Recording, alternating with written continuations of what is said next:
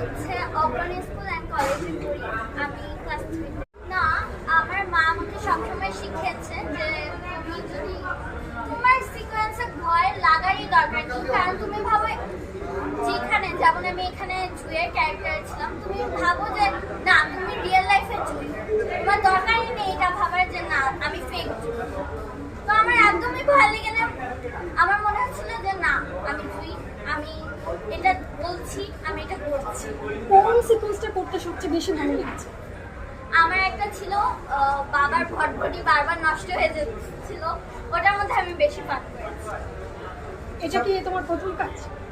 না, আমি আগে অনেক টিভিসি ওবিসি নাটক করেছি, যেমন এবার রায়হান রাফি আঙ্কেলের মুভি রিলিজ হলো, আমি তারও কাজ করেছি।